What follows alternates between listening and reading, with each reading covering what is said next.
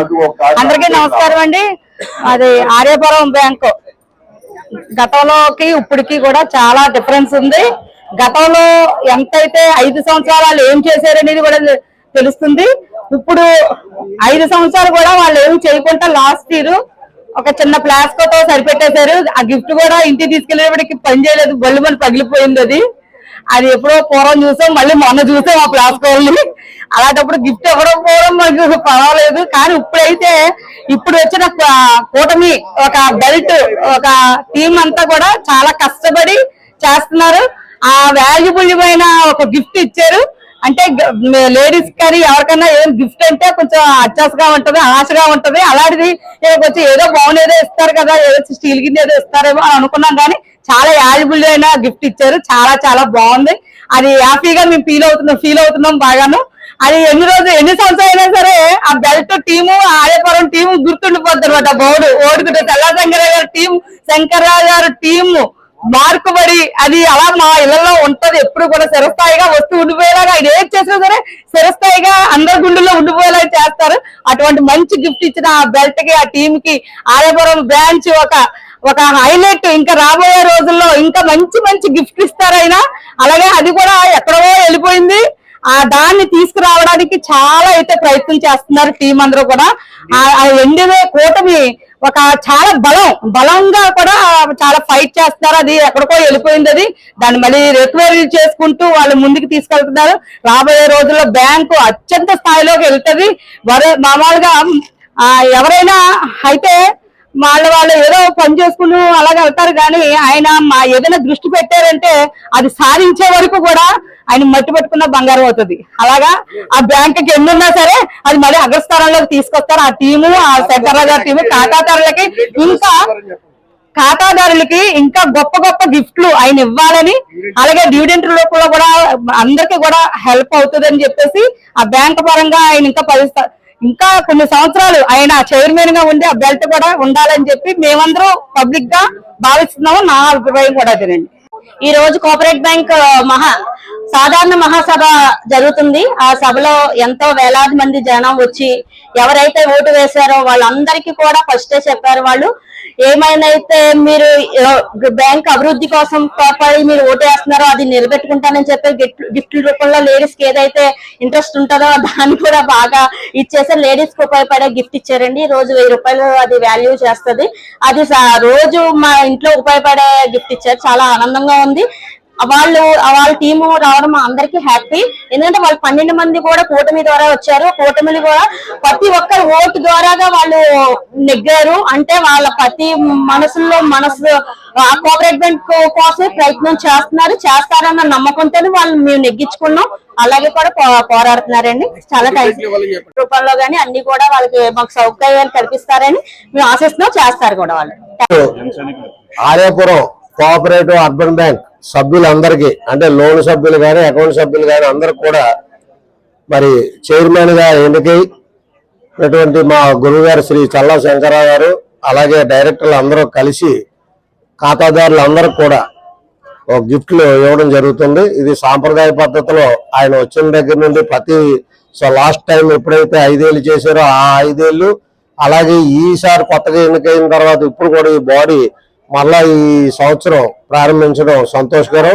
మరి ఖాతాదారులు అందరూ కూడా చాలా మంచి గిఫ్ట్లు. అంటే అది కాస్ట్ ఇప్పుడు మనం 550 లేకపోతే 600 400 అవ్వచ్చు, కానీ అది హోల్సేల్ మీద జనరల్ గా ఒక 1000 రూపీస్ ఉండే వర్త్ చేసేటువంటి గిఫ్ట్ ని అందరికీ ఖాతాదారులకు అందజేసి ఆయన యొక్క కృతజ్ఞతనే, బ్యాంక్ యొక్క కృతజ్ఞతనే, ఖాతాదారులు అంటే దేవుళ్ళు కాబట్టి వాళ్ళందరినీ కూడా దేవుళ్ళుగా భావించి వాళ్ళకి ఆ గౌరవమైన స్థానం కల్పించాలని ఇచ్చినందుకు కమిటీకి, గురువు గారికి కూడా కృతజ్ఞతలు తెలియజేసుకుంటూ మరి బ్యాంకు చల్లా శంకర్రావు గారు వారి కమిటీ ఆధ్వర్యంలో అభివృద్ధి చెందాలని, ఎటువంటి ఎటువంటి విమర్శలకి తావు రాకుండా చక్కటి పరిపాలన అందిస్తారు.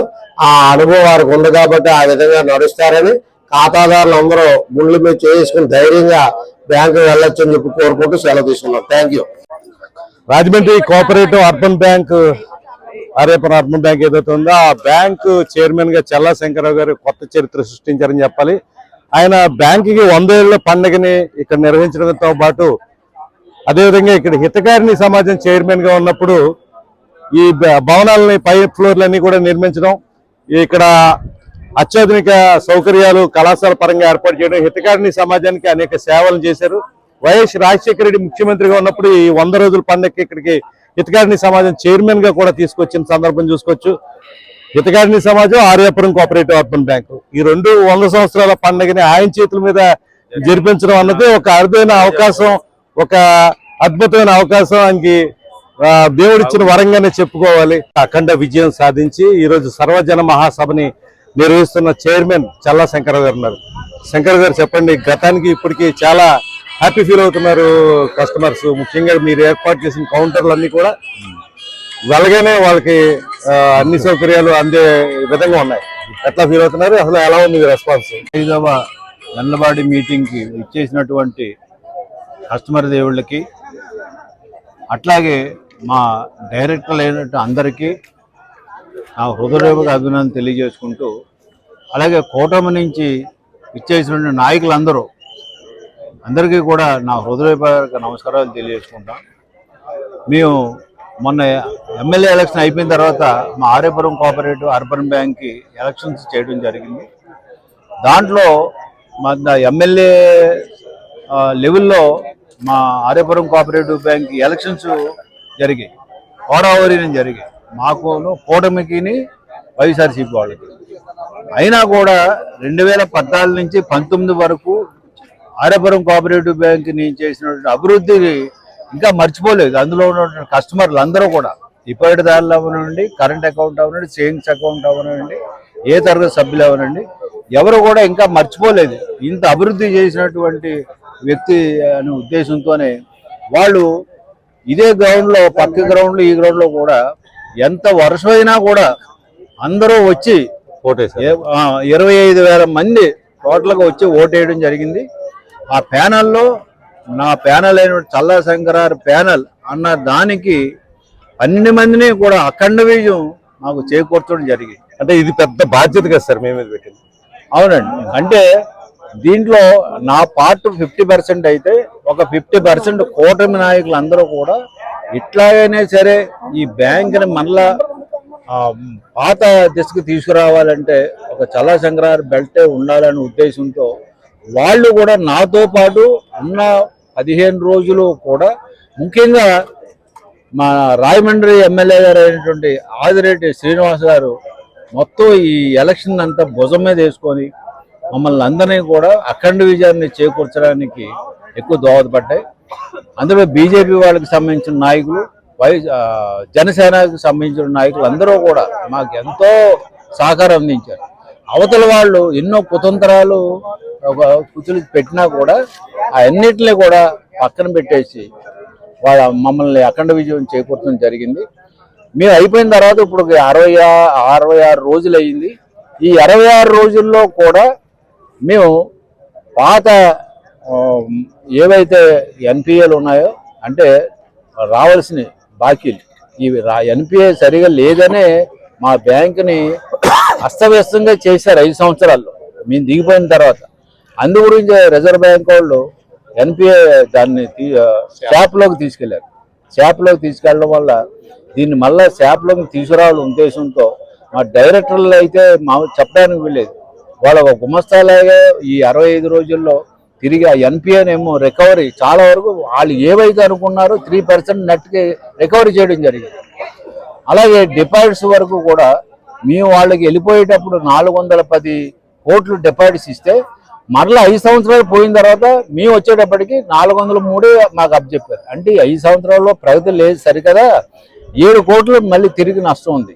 మీకు ఇది ఉదాహరణగా మీరు 5 సంవత్సరాల 7 కోట్లు లోనింగ్ చేయకపోవడం అయితే, మేము వచ్చినటువంటి ఈ 65 రోజుల్లో 32 కోట్ల రూపాయలు లోనింగ్ చేయడం జరిగింది. దీన్ని బాగా గమనించాలి. రాయమండ్రిలో ఉన్నటువంటి ఆర్యాపురం కోఆపరేటివ్ బ్యాంక్ మెంబర్లు అందరూ కూడా ఓన్లీ 65 రోజుల్లోనే 32 కోట్ల రూపాయలు మేము లోనింగ్ చేయడం జరిగింది. వాళ్ళు 5 సంవత్సరాలు ఇంకా దిగదాల్చేసి ఇచ్చారు మాకు. అందువల్ల ఏంటంటే నిబద్ధతగా ఈ బ్యాంకుని 5 సంవత్సరాలు నాతో పాటు మా డైరెక్టర్లు అందరూ ఒకటే మాట ఒకటే బాటగా ఉండి, అది ఏంటంటే ఆర్యాపురం కోఆపరేటివ్ బ్యాంక్ని పూర్వ వైభవం తీసుకురావాలనే ఉద్దేశంతోనే మేము కంకణం కట్టుకున్నాం. అందరూ ఒకే మాట మీద నడుస్తుంది.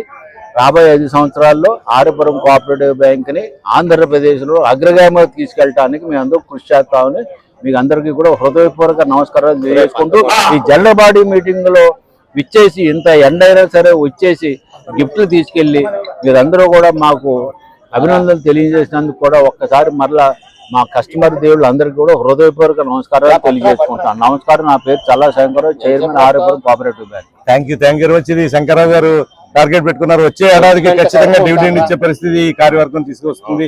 ఆ దిశగానే 66 రోజుల్లో కృషి చేశారు.